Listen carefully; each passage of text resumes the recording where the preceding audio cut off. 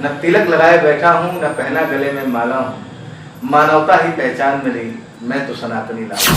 बदल जाए तकदीर, तू राधे राधे बोल। नमस्कार, मैं हूँ आप सबकी ज्योति पांडे और आप देख रहे हैं मेरा पहला पॉडकास्ट यूपी टॉप 10 न्यूज के साथ। तो मैं आप सबको बताना चाहती हूँ कि हमारे साथ एक ऐसे शख्स जुड़े हुए हैं जो कि राजनीतिक और धर्म के संबंधित हमसे बातें करने वाले हैं और आप सबको बताने वाले हैं कि राजनीतिक और धर्म में अंतर क्या है। और वो राजनीतिक में आ रहे हैं और धर्म से रिलेटेड उनसे कुछ बातें करेंगे जो कि उनसे हम चाहेंगे। सर, सबसे पहले आप अपना परिचय दीजिए हमारे दर्शकों को कि लोग आपको जाने और आप राजनीतिक से संबंधित उनको भी कुछ बताएं। सबसे पहले आप अपना परिचय दीजिए सर। जी, मैं श्रीमद् भागवत कथा वक्ता हूँ और लोग आध्यात्मिक गुरु के नाम से भी जानते हैं।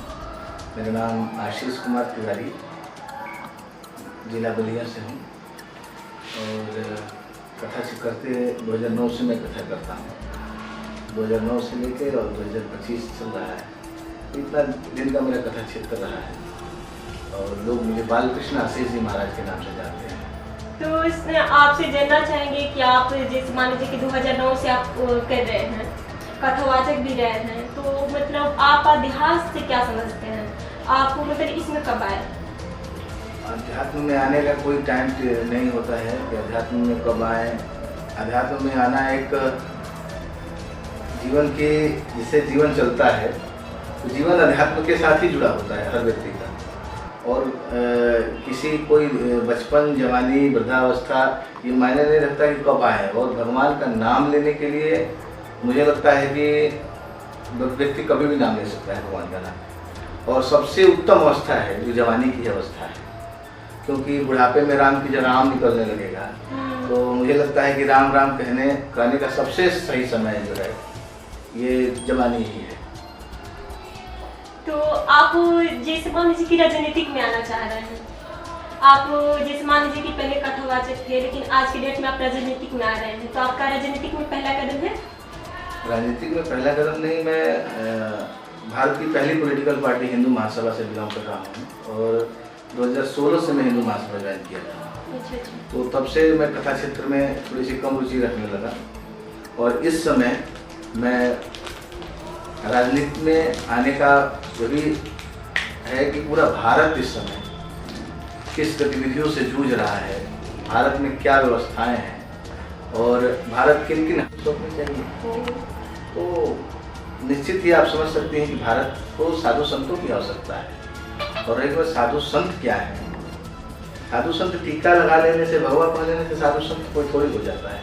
साधु संत का मतलब आप और हम हैं, गृहस्थ में जो है वो है। ऐसा नहीं है कि कोई बाबा मठाधीश बन जाएं और जाके हम किसी राजनीतिक मंच पर कब्जा कर लें, किसी की गद्दी, तो वैसी व्यवस्थाएं नहीं है यहाँ पर, समझ रही हैं? अभी आप गृहस्थ के बारे में बात किए हैं, तो आप गृहस्थ और सन्यास किसको मानते हैं आप? देखिए, गृहस्थ, सन्यास, ज्ञान और वैराग्य, ये चारों चीज़ मैं आपको विस्तार से बताता हूँ। गृहस्थ ही असली संत है और ज्ञान जो ज्ञात हो उसे ज्ञान कहते हैं। और वैराग्य का मतलब सब चीज छोड़ना नहीं, वैराग्य का मतलब है विरक्ति नहीं। वैराग्य का मतलब है इस संसार सागर रूपी सागर में रह के, संसार रूपी सागर में रह के और अपने आप को विरक्ति के भाव से में जोड़ना, जैसे इसमें रह के कुछ अलग विरक्त हो जाना, इस वैराग्य है। तो आप सनातन धर्म में लहसुन और प्याज का महत्व क्या बताना चाहेंगे इसमें? जैसे मान लीजिए कि लहसुन प्याज जो लोग मतलब सनातन धर्म में खा रहे हैं, इस टॉपिक पे आप क्या कहना चाहेंगे? देखिए, बड़े बड़े बाबाओं ने और बड़े बड़े कथावाचकों ने लहसुन प्याज को निषेध माना है, तो निश्चित ही लहसुन प्याज जैसे मुर्गा मांस है वैसा नहीं है। ये जमीन से निकला हुआ आम वनस्पति औषधि है, तो मुझे लगता है कि इसका यूज करना भी चाहिए। लेकिन व्रतों में निषेध है, और व्रत में निषेध इसलिए है कि वो तामसी चीज है और तामस जो है व्रत में निषेध ही है। त्याग ही, व्रत का मतलब क्या होता है? किसी चीज का त्याग करना। तो लहसुन और प्याज खाना चाहिए, ये नहीं है। लेकिन व्रत में निषेध है तो व्रत में नहीं करना चाहिए। और व्रत में इसलिए नहीं करना चाहिए कि मान लीजिए कि व्रत में आप उससे दुर्गंध आती है, तो सामने वाला व्यक्ति प्रभावित हो सकता है। तो लहसुन प्याज का मतलब यही है कि बस उतना ही, लेकिन गृहस्थ को लहसुन प्याज का सेवन करने से मुझे लगता है कि वो वनस्पति ताकत है। लोग क्या कहेंगे उस पर मेरा कोई उप नहीं है, लेकिन लगभग मैं हरिद्वार के कुछ संतों से मिला तो वो भी लहसुन का यूज करते हैं, ऐसा नहीं है।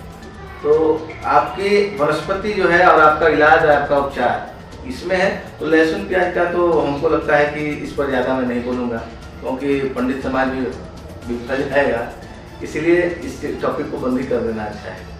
कोई बात नहीं। और जैसे मान लीजिए कि राजनीतिक मुद्दा जो है हमारा, और आप भी राजनीतिक में कदम रख रहे हैं, तो आप राजनीतिक में आने के बाद मतलब जातिवाद पे क्या कहना चाहेंगे?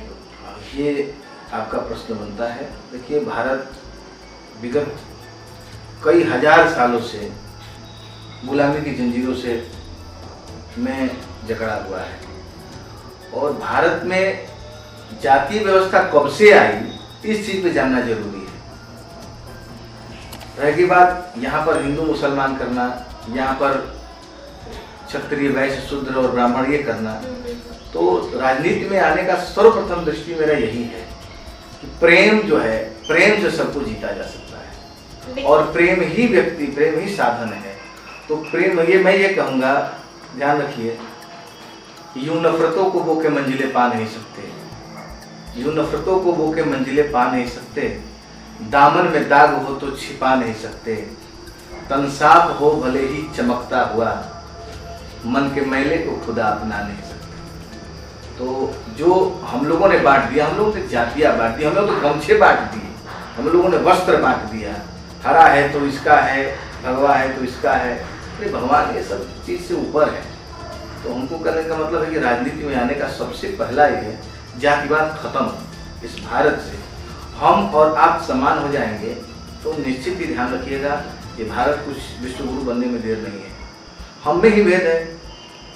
तो रही बात यहाँ से गरीबी की समस्या कैसे खत्म होगी, भेद कैसे मिटेगा, उसके लिए आर्थिक दृष्टि पर और आर्थिक आधार पर सर्वेक्षण करे सरकार, ताकि सबको आरक्षण का लाभ मिले, न कि जातिगत आरक्षण का लाभ मिले। मेरा बस मानना है, सरकार का क्या मानना है, लोगों का मानना क्या है, मैं नहीं जानता। लेकिन आपको क्या लग रहा है कि हमारे यहाँ जातिवाद जो बातें चल रही हैं आज के राजनीतिक में ज़्यादा चल रही है, तो क्या आने वाले समय में इसको रोका जा सकता है?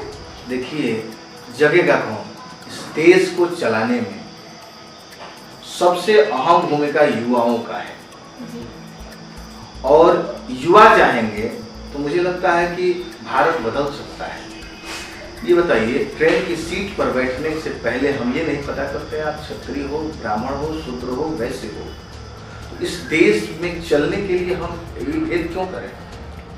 कहाँ जाति रह गई है? लेकिन सरकार और कुछ जातिगत पार्टियां अपने व्यक्तिगत लाभ के लिए, न कि उस जातिगत लाभ के लिए, समझ रहे हैं, वो अपना कदम, ये जातीय जो समस्याएं हैं ज्यादा तक जल्दी तो खत्म नहीं होगा, लेकिन मेरा ये मानना है कि कुछ मुहिम चला देने से निश्चित ही खत्म हो जाएगा।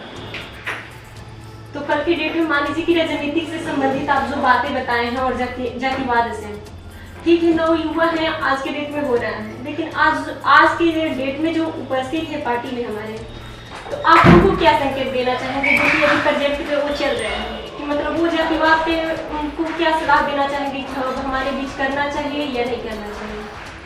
देखिए, युवाओं के प्रेरणा स्रोत हैं कौन, युवाओं को बहकाता कौन है, समझ रहे हैं? तो सारे लोग, जैसे एक भी युवा चुन के जाता है और जिस जाति का होता है वो जाके वहाँ पे अपना सीधे नेताजी के बड़े से बन जाता है। तो मुझे लगता है कि उन युवाओं को भी समझना पड़ेगा, सही गलत का भेद समझना पड़ेगा, सही कौन है गलत कौन है, इस चीज का ध्यान तो रखना पड़ेगा। ठीक है, बट आप आज बताइए कि क्या आज के डेट में किसी युवा के अंदर ये है कि मतलब सही गलत का भेद क्या है? मुझे लगता है कि ज्यादा तो नहीं, 50% युवा जो है इस चीज से विरक्त हैं, क्योंकि 50% युवा हर दल में है और 50% युवा ही चीज़ से गुजर रहे हैं, जिससे जैसे मान के चलिए कि कोई क्षत्रिय है, कोई शूद्र है, कोई वैश्य है, कोई ब्राह्मण है, सब अपने अपने पार्टी अपने अपने नेताओं के साथ जुड़ा है। तो उनको भी समझना होगा और देश बदलेगा तभी, ऐसे नहीं बदल सकते। पार्टी में आने के बाद आपका पहला क्वेश्चन क्या रहेगा लोगों के साथ? सबसे पहले तो जातिवाद खत्म करना, और जो जाति के नाम पर लोग यहाँ पर भ्रम फैलाए हैं, वो सारी व्यवस्था उन सबसे दूर रहना पड़ेगा। ये बताइए, मैं नाम तो नहीं लूँगा, लेकिन जिन जातिगत पार्टियों की व्यवस्थाएं हैं वर्तमान में, जिन जातिगत लोग जो जाति समीकरण बांध के, ये बताइए वो जाति के लिए किए क्या है? मुझे लगता है कि छलावा है सिर्फ जाति के नाम पर, वोट लेने का और मेन लीडर का ये छलावा रहता है। अच्छा ठीक है, एक बात बताइए आप, राजनीतिक में गरीबी का महत्व क्या है?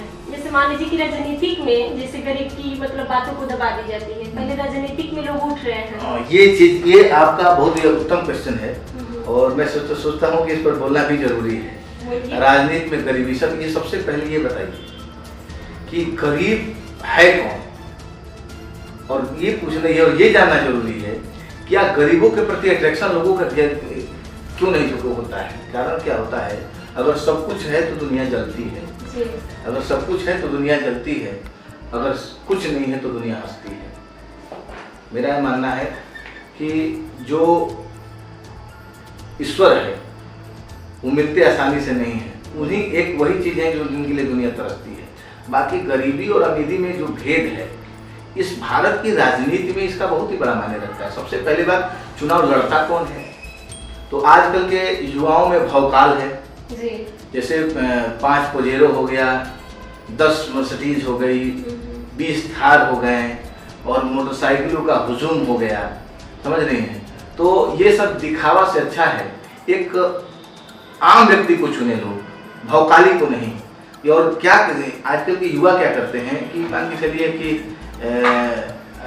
उनका आइडल कौन है, सबसे बड़ी बात यह है। अब मान लीजिए कि चलिए हम युवाओं का आइडल नहीं है, हम वैसे लायक नहीं है, लेकिन ये जानना जरूरी होता है कि युवाओं का आइडल कौन है। तो युवा भी उसी तरफ आकर्षित हो रहे हैं। क्राइम क्यों हो रहे हैं? भौकालबाजी के चलते। ये फला भैया शेर हैं, फला भैया ये हैं, फला भैया वो हैं, पिस्टल रखते हैं, 20-20 बंदूकधारी हैं, और नहीं समझ सकते। मैंने ये समाज की समस्या बन चुकी है, तो ऐसे लोग राजनीति में आ रहे हैं।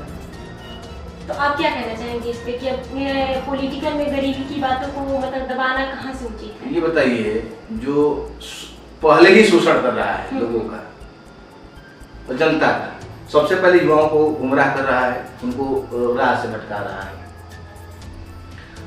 उसके बाद समझिए कि युवा अपनी आधी जिंदगी पीछे पतल चट्टों की तरह नेताओं के पीछे घूमने में बर्बाद करते रहे हैं। फला भैया जिंदाबाद, फला भैया जिंदाबाद। क्या जरूरत है? मुझे तो लगता है कि रैलियां बंद हो जानी चाहिए। लोग अपने अपने विचार को, टेलीविजन, आज तो मीडिया का जमाना है, अपने विचार रखे, सब पता चल जाएगा कौन कितना कुर्बानी कितना औकात में है। पैसे का जिस दिन बंटवारा और पैसे का ये बंद हो जाए तो भारत राजनीतिक ऊंचाइयों पर पहुंच जाएगा। ये मेरा 100% मानना है। तो आप नव युवा को स्वास्थ्य के डेट में हैं, उनको पॉलिटिकल से रिलेटेड बातें क्या कहना चाहेंगे आप? मैं यही कहना चाहूँगा कि देखिए, सबसे पहले जातिगत विशेष पे ध्यान न दें, और भौकालबाजी पे ध्यान न दें कि पीछे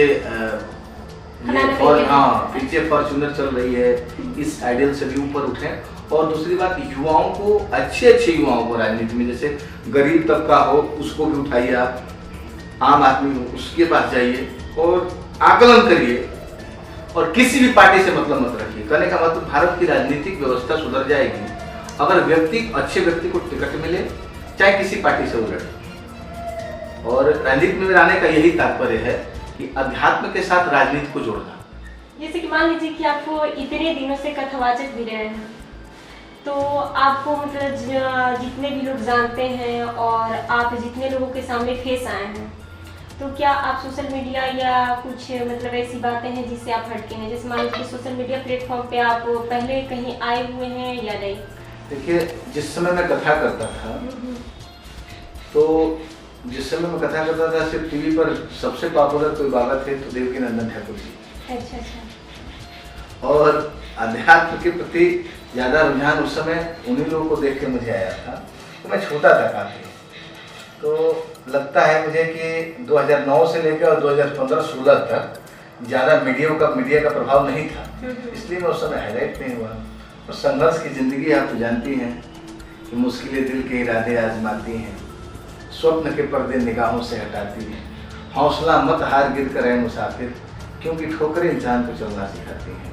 जो भीतर तरंगे हैं, आंतरिक तरंगे हैं, वो तो आज नहीं तो कल आपके विचारों को जनता सुनेगी। ऐसे किसी को कुछ भी बोल देना, कोई क्या बोलता है इस पर मेरा कोई ज़्यादा वो नहीं रहता है, क्योंकि दुनिया कुछ भी बोलती है, दुनिया के चक्कर में नहीं पड़ना है।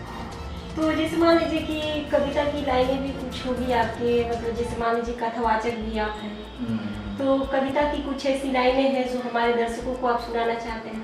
बस यही है कि किशोरी से इतना प्रेम है, नाम हजारों सुने हैं राधा, तुझसा कोई नाम नहीं, धाम हजारों देखे पर तुझसा कोई धाम नहीं। मैं लिखा हूँ कि है प्रेम अमर तेरी ज्योति प्रखर, हूँ दीवाना तेरे नाम का। है प्रेम अमर तेरी ज्योति प्रखर, हूँ दीवाना तेरे नाम का। चाहे अपना लूँ चाहे ठुकरा दूँ, आसरा है तेरे धाम का। इसके जो ये आवाज़ें हैं, जो मेरी आवाज़ है, कविता के माध्यम से कभी कभी कविता भी कर लेता हूँ, तो ज़्यादातर अच्छा है। चलिए, बहुत बहुत धन्यवाद आपका, जो आप इतना मतलब धर्म से रिलेटिव, राजनीतिक से रिलेटिव और कविता की लाइनें भी मतलब कुछ हमारे दर्शकों को आप सुनाएं। लेकिन जो संघर्ष की आपकी ज़िंदगी रही है, आप उसके बारे में क्या कहना चाहेंगे? देखिए, संघर्ष तो मैं अभी भी कर रहा हूँ और कहीं ना कहीं कुछ गलत संगतियों में भी पड़ गया। अच्छा। गलत संगति मतलब जानते हैं, जब आपके पास सिद्धियाँ आने लगेंगी और आप स्पिरिचुअल ज़्यादा मजबूत होने लगेंगे, तो आपके पास जैसे बाबाओं के पास एक क्रिमिनलों की टीम है, आप नहीं समझ सकती हैं। मैं इस लाइन से जुड़ा हूँ। मैं खुद ही एक लिख रहा हूँ पुस्तक जिसका नाम दलाल है। अच्छा। और मैं जब इस लाइन में भी आया, और चाहे कोई भी लाइन, मैं देख लिया भाई कि कोई भी लाइन दलालों के माध्यम से ही है, चाहे आध्यात्मिक हो, कथा हो, बीच का जरूर दलाल शब्द कोई खराब शब्द नहीं है। मैं देख लिया कि भाई बिना इसके कोई चीज जीवंत नहीं है, कोई ना कोई माध्यम है, ये 100% है। तो जब से मैं इस लाइन में आया, मैं देखिए, नजर नजर में उतरना कमाल होता है, नफस नफस में उतरना कमाल होता है, बुलंदी पे चढ़ना कोई कमाल नहीं है, बुलंदी पे बने रहना कमाल होता है, ये तो आप जानती हैं। तो चीज है कि हमेशा अनवरत बनी रहे, जो है जैसे है, दिखावे का कुछ नहीं है। ये नहीं है कि तिलकधारी लगा के, त्रिपुंड लगा के हम मार्केट में घूमें, ऐसा कुछ नहीं। मैं गृहस्थ हूँ और पैंट शर्ट भी पहनता हूँ, जींस भी पहनता हूँ, और राम के नाम की नहीं खाता, राम की तो खाता हूँ लेकिन उनके नाम की नहीं खाता हूँ मैं आज भी। ये नहीं है कि मैं पैसा लेता हूँ किसी कथाओं से, वो ये नहीं कह देगा। हाँ, ये नहीं है कि मैं कथा फ्री ऑफ कॉस्ट करता हूँ, और जो खर्च लगता है मेरे कलाकारों का, ये सब तो देना ही पड़ेगा आपको। बोला ये मैं कथा लाइन में आया, शौक से आया। तो इस लाइन में आने के बाद आपकी तो सबसे पहले सब चीज बंद हो जाए, सबसे पहले तो जीव बंद हो जाएगा। आप इधर उधर घूम नहीं सकते, इधर उधर टहल नहीं सकते, मार्केट में जा नहीं सकते। तो ये चीज गतिविधियां बनी रहती हैं आपके साथ। तो बहुत एक एक कदम चलने के लिए आपको सोचना पड़ेगा, लेकिन हम तो हैं भाई गृहस्थ, हम करेंगे सब चीज। इसके लिए जो है हम पूर्ण रूप से मानसिक तैयार थे कि भाई नहीं, अगर ये चीज छिन जाएगा तो जीवन एक बार मिला है भाई। हाँ, ये नहीं है कि बाबा बन के घूमते रहो, वैसा कुछ नहीं है। अच्छा, तो आपकी शादी कब हुई थी? शादी 2023 में। ये पिछले 2023 में शादी हुई थी, और शादी के पीछे भी लॉजिक है। शादी के पीछे लॉजिक है, बिना नियोजन के कोई काम नहीं होता है। शादी के पीछे क्या लॉजिक है? शादी के पीछे लॉजिक है कि प्रेम विवाह हुआ है मेरा। अच्छा। इसमें क्या है, और प्रेम जरूरी है, और शादी के पहले प्रेम हो जाए तो बहुत ही अच्छा है। इसमें छुपना छिपाना क्या है, सही बात जो है जनता के सामने। जैसे एक याद आ रहा है मुझे कि एक कथा करने गया था मैं कहीं, वहाँ की घटना है। तो एक बोले कि ये बाबा भौकाली बाबा नहीं है। अच्छा। और ये तो त्रिपुंड ये सब भगवा को नहीं मानते हैं, ये मतलब ये तो आम पंडित जी हैं। तो इनसे कथा कराना थोड़ा हम लोग के लिए वो लग रहा है। तो उसने कहा कि भाई ये ओरिजिनल बाबा है, हम तो कथा इन्हीं से कराएंगे। तो घटनाएं घटती रहती हैं, भौकाल नहीं है, आडंबर नहीं है, जो दुनिया जो समझती है उससे मुझे कोई लेना नहीं। भीतर अनुराग है, इसके अनुसार मैं भजन भाव करता रहता हूँ। और निश्चित ही दुनिया को क्या दिखाना है, दुनिया के हमको तो ईश्वर को दिखाना है, दुनिया को क्या दिखाना है। दुनिया को खुश करने के लिए मेरे पास कोई साधन नहीं है, चाहे दोस्ती हो, मित्रता हो, ये क्या कोई कहता है मैं इसके पीछे नहीं जाता हूँ। भीतर राग है, अनुराग है, प्रेम समाया है ईश्वर के प्रति, वो किशोरी जानती है और मैं जानता हूँ, दूसरा कोई जाने जाना है। भीग कर तेरे प्यार की बारिशों में बह गया हूँ मैं, भीग कर तेरे प्यार की बारिशों में बह गया हूँ मैं, तेरे इश्क की बंदिशों में हर सितम खाकर सह गया हूँ मैं। सपनों का क्या भरोसा, वो तो आते हैं और चले जाते हैं, सपनों का क्या भरोसा, वो तो आते हैं और चले जाते हैं। इश्क की उलझनों में फंसकर चली गई तुम, लेकिन रह गया हूँ मैं। असाध्यम साधनम निश्चय राधा, मंत्रो राधा, मंत्रदात्री च राधा, सर्वम राधा, जीवनम निश्चय राधा, राधा राधा वाचिकम तस्य शेषम। इस जगत की दात्री राधा रानी है, जन्म देने वाली राधा रानी है, पालन पोषण करने वाली राधा रानी है। मंत्र भी राधा है तो मंत्र का साध्य भी राधा है। तो राधा के सिवा इस जगत में कुछ नहीं है, राधा ही सार है, राधा ही मूल है। और राधा के भाव से सिर्फ राधा नाम जप के मैं तो ये जानता हूँ कि तेरी बदल जाए तकदीर, तू राधे राधे बोल जला। इसके अलावा इस जीवन में कोई साधन नहीं है। इस कलिकाल में एक ही साधन है, सिर्फ भजन, और भजनानंदी ही इस संसार रूपी सागर से पार हो सकता है। बाकी ड्रामेबाजी में कुछ नहीं रखा है, ये निश्चित है। भौकाल में कुछ नहीं है, दिखावे में कुछ नहीं है, त्रिकुंड में कुछ नहीं है। कारण क्या है, न तिलक लगाए बैठा हूँ, न पहना गले में माला हूँ। ये मेरी एक कविता है। न तिलक लगाए बैठा हूँ, न पहना गले में माला हूँ, मानवता ही पहचान मेरी, मैं तो सनातनी लाला हूँ, मैं तो सनातनी लाला हूँ। तो किया सकता है। अब इन व्यक्तियों को, युवाओं को, ऐसे युवाओं को उतारना चाहिए राजनीति में जो कि निष्पक्ष भाव से हो और आम घर से हो, और जिसने दुख दर्द समझा हो। गरीबी में जिसने जीवन, कारण क्या है, एसी में बैठ के झोपड़ी वालों की दुख दर्द महसूस किया सकता, मेरा यह मानना है। तो आज के डेट में तो वही हो रहा है ना। तो इसीलिए तो भारत का, अच्छे आप जैसे मान लीजिए आम प्रधान चुनती हैं और प्रधान 50 लाख रुपया खर्चा करता है जितने के लिए, तो जनता में क्या काम करेगा। सही बात। तो आम चुनाव से लेकर प्रधानमंत्री के चुनाव तक ये सारा खेल पैसे का है। मुझे लगता है कि सारा चीज पैसों का जो बंदरबांट हो रहा है और राजनीति में धन का जो वो हो रहा है, उसको बंद हो जाना चाहिए। कितनी गतिविधियां हैं जो रोकी जा सकती है, मतलब इसमें पॉलिटिकल में? जैसे आपके यहाँ कोई आ रहा है, आपको पैसे देके खरीद रहा है, आप बिकाऊ हैं तो बिक जाएंगे।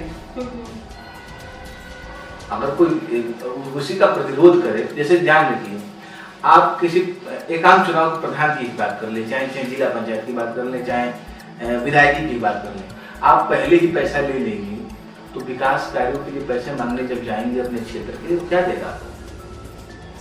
मान लीजिए नाली ही बनाना हो और पहले ही 20,000 रुपया एडवांस चुनाव में पहले ही ले ली, तो ऐसे व्यक्ति क्या विकास करेंगे। कई गाँवों का तो हालात खराब है भारत के अंदर।